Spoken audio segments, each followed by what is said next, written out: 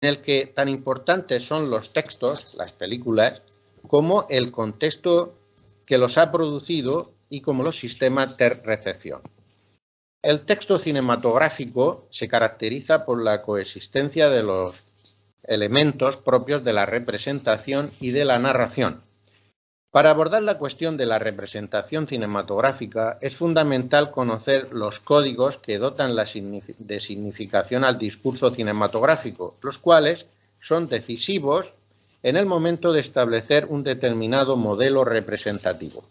El discurso cinematográfico tiene una naturaleza polifónica, ya que se encuentra formado por elementos expresivos que combinan códigos específicos de la imagen con los elementos escritos, con la música y los efectos de sonido. Es decir, es un discurso audiovisual.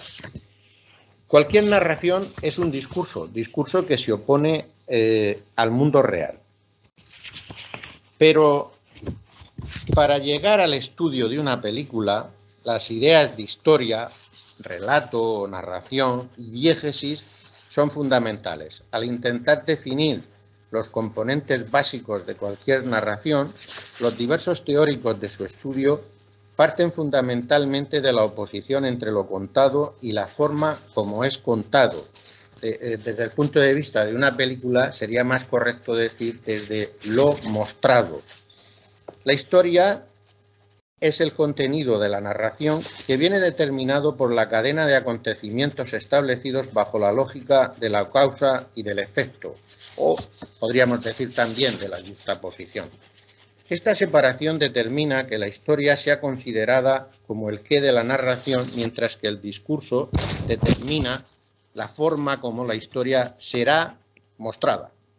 La diégesis es el universo construido por la película que el espectador forja en su mente, creando una lógica interna de los acontecimientos.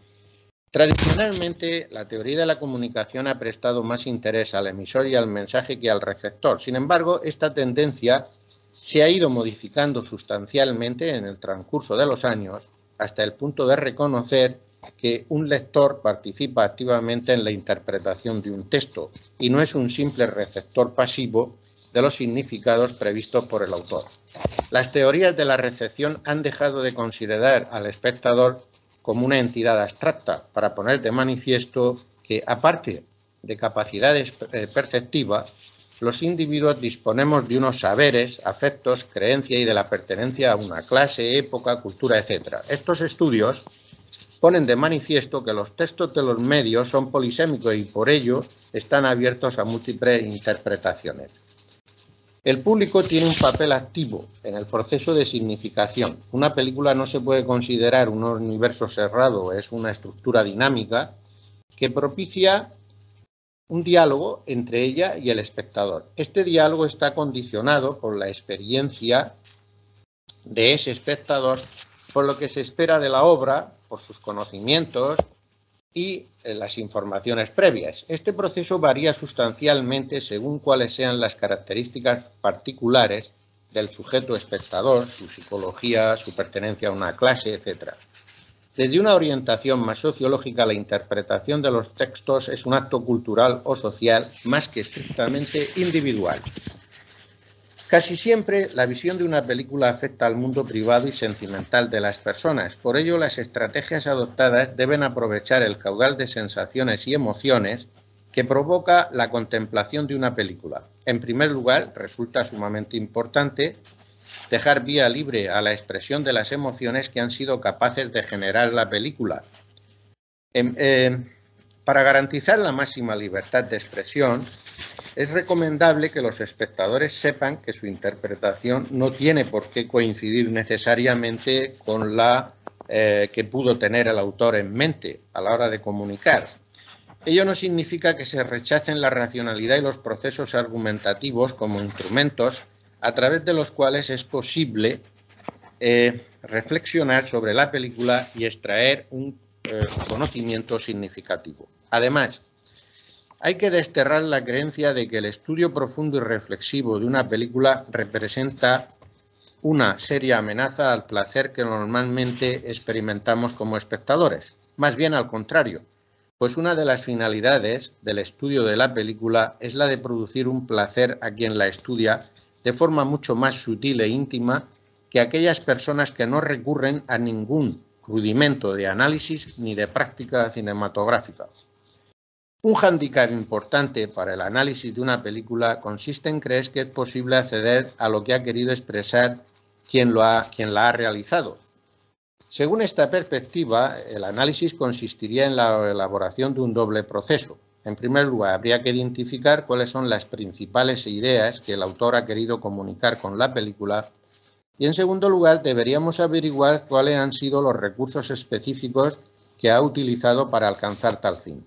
Sin embargo, pretender que se produzca una total coincidencia entre nuestras apreciaciones y las intenciones del autor es una misión imposible. No todas las decisiones que ha adoptado el director durante el proceso son fruto de un trabajo de realización trazado a priori. Casi nunca se parte de una clara voluntad de comunicar unas ideas y después se emprende una búsqueda para encontrar la mejor manera de expresarlas. Durante el proceso de realización de una película se toman muchas decisiones que obedecen a intuiciones captadas al azar. Además, al gusto de Umberto Eco, una película es una obra permanentemente abierta. Su significado puede ir más allá de las coordenadas espaciotemporales en las que se inscribe, sobre todo cuando existe un gran lapsus de tiempo entre el momento de la realización y el de su contemplación. La acción de interpretar es sinónima de producir significado. Es un acto consciente de lectura de las imágenes para buscar relaciones, conexiones culturales o estéticas, como se quiera, y acabar estableciendo una serie de clasificaciones que nos permiten dilucidar los posibles significados ocultos o sus interconexiones con otros textos. En el transcurso del proceso interpretativo se pone en juego una actividad psicológica y social fundamentalmente análoga a otros procesos cognitivos. Pero ¿tiene el cine alguna función argumentativa? ¿Piensa el cine? Algunos filósofos han dejado perfectamente claro que el cine piensa, pero el debate sobre la forma en que éste puede llegar a ser un sistema de pensamiento no es solo una cuestión propia de la época de las vanguardias, sino que ha pasado a ser un problema generalizado que ha centrado numerosos debates a lo largo de su historia, sobre todo a partir del momento en que se sentaron las bases de la teoría cinematográfica. En cierto modo, el gran sistema de pensamiento que el cine construye para dirigirse en un campo autónomo de estudio es el de la teoría cinematográfica. En su libro no existe traducción al castellano, ¿A quoi pensen les films? ¿En qué piensan las películas? Jacques Aumont dejó escrito esto. Debemos estudiar la imagen animada, entendía por imagen animada en lo que nosotros llamamos imágenes en movimiento, buscando la forma en que ésta se piensa como imagen, en tanto que se trata de un producto del pensamiento. Esto escribía en 1996. A tal fin proponía una serie de preguntas. ¿Por qué existen las imágenes? ¿De qué modo la imagen piensa? ¿De dónde proceden las imágenes? Aumont encontraba inspiración en Alexandre Astruc, un crítico y realizador de cine francés que allá por 1948 se atrevió a decir que el cineasta, puede expresar su pensamiento, ya que el cine, antes de ser un arte especial, es un lenguaje que puede expresar cualquier sector del pensamiento. De acuerdo con ello, si el lenguaje natural, el lenguaje verbal, tiene una función argumentativa, ¿se puede extender esta idea al lenguaje de las imágenes en movimiento? Sobre esta base, no es difícil sostener que es posible argumentar visualmente, ya que es posible que las imágenes presenten y defiendan tesis o puntos de vista.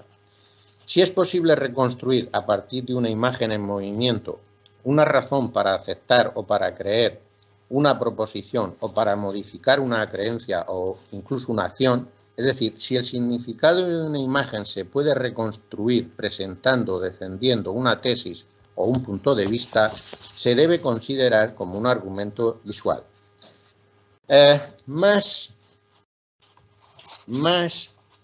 concretamente, Como escribe Blair, los argumentos visuales constituyen la especie de persuasión visual en la que los elementos visuales se superponen, resultan más llamativos, se tornan más vívidos e inmediatos y elevan en contundencia una razón o un conjunto de razones para modificar una creencia, una actitud o la propia conducta. Sin embargo, los argumentos en contra de la argumentación visual parecen insistir en una distinción más clara entre lo verbal y lo visual, una división con la que no están de acuerdo los modernos estudios de la cultura visual. Hay una diferencia importante entre las palabras y las imágenes, por supuesto, pero no podemos separar lo discursivo de lo visual. Las palabras evocan imágenes y nuestra percepción y comprensión de las representaciones visuales están conectadas y dependen de nuestros conceptos verbales sin los cuales las imágenes serían incomprensibles. De forma bastante curiosa, Mitchell, uno de los estudiosos de esta temática, ha formulado 10 tesis sobre los medios de comunicación, entre las cuales cuentan estas dos. Todos los medios son medios mixtos y las imágenes son la principal moneda de cambio de los medios. Al hablar de la imagen en movimiento, una línea interesante es la que se deriva de prestar atención al movimiento, la variación y el equilibrio que establecen ciertos ritmos dentro de una película y que podrían ayudarnos a reconstruir un argumento. En este sentido, el argumento se asemeja al posible producto de un proceso argumentativo que tiene lugar en el transcurso de un determinado periodo de tiempo y que forma parte de la propia obra, de la propia película. Como es obvio, puede que no sea tanto como argumentar en el sentido estricto de llegar a producir un argumento, de intervenir en un discurso público para defender o refutar una posición o una diferencia de opinión. Permítaseme, sin embargo, al hablar de la diferencia de opinión, que cualquier película que se precie tiene un protagonista y un antagonista. Y bueno, cuando hay un protagonista y un antagonista, los intercambios argumentativos pues se pueden manifestar de diferentes formas. Pero puede que sea todo eso y algo más. Estoy acabando. En la película Rosetta, no sé si quieres preguntarme algo. No, adelante. Tengo que acabar. Necesariamente. Estoy acabando. Vale. En la película Rosetta de los hermanos Dardenne, por poner un ejemplo, se argumentó de forma visual y persuasiva por reducción al absurdo la necesidad de que se aprobara una ley belga que llegó a ser conocida como la Ley Rosetta. La ley prohibía a los empleadores pagar menos del salario mínimo a los empleados adolescentes y decretaba que de haber un mínimo de un 3% de jóvenes empleados en toda empresa que tenga más de 50 trabajadores. Al preguntarse por el tipo de mundo que habíamos creado a finales del siglo XIX, la película es de 1999. Esta critica duramente una sociedad que puede sacrificar sus trabajadores en áreas de la eficiencia económica. En esa época, 10.000 personas vivían en campamentos en Bélgica, formando el último peldaño antes de convertirse en personas sin techo. Por eso, la película puede leerse como una acusación contra una sociedad que excluye a quienes no tienen trabajo o un determinado nivel social, pero que evita de forma rigurosa y absurda los comentarios al respecto. Que los Dardenne no recurrieran a la retórica demagógica en una película que galvanizó la acción legislativa sobre el desempleo muestra que su cine sigue siendo políticamente relevante y eficaz. Y además que el cine puede argumentar visualmente lo que la sociedad no ve o no quiere ver en la realidad. Recordemos, ya acabo como dato significativo, que Philip Mosley, un experto en el cine de los Dardenne, ha calificado las tesis de estos de realismo responsable, bajo la influencia del pensamiento de Emmanuel Levinas. Lo dejamos aquí. Gracias. Bien, pues continuando con lo que es la estructura del coloquio, tenemos unos minutos para preguntas de clarificación, pero después de la intervención de Antonio tendremos un periodo más amplio de tiempo para entrar en cuestiones sustanciales, digamos. Lo que no he dicho es que esta ponencia, por cierto, o este grupo de ponencias, esta sesión, es sobre argumentación no interpersonal. Había previstas más, pero se ha visto afectada por diversas bajas, ¿vale? Eso quiero también señalar que estaba prevista la intervención de Enrique Alonso y de Raúl Urbina hablando de publicidad, por ejemplo. Bueno, en todo caso, ¿alguna cuestión, digamos, de clarificación sobre lo que nos ha contado Jesús? Cristian. Muchas gracias, Jesús. Señalaste... Espera un momento. ¿Le oyes bien? No demasiado bien. Acércate a este o aquí. Tú puedes abrir tu micro.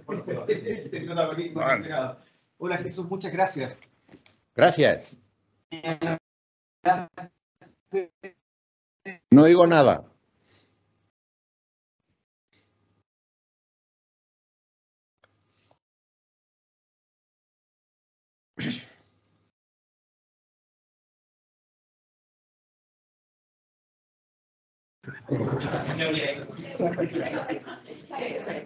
No, ya está recuperada la conexión. A ver, adelante, Jesús.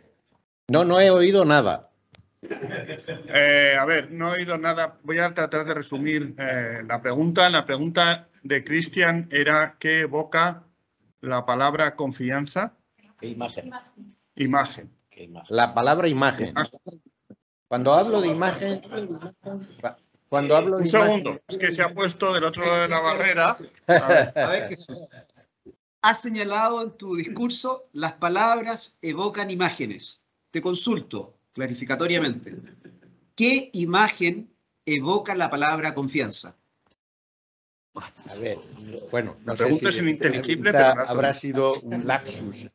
Pero la imagen confianza, la palabra confianza me evoca muchísimas imágenes. Por ejemplo, aceptar, al menos en principio, para que yo después pueda analizarlo, ¿no? Esa será otra cosa.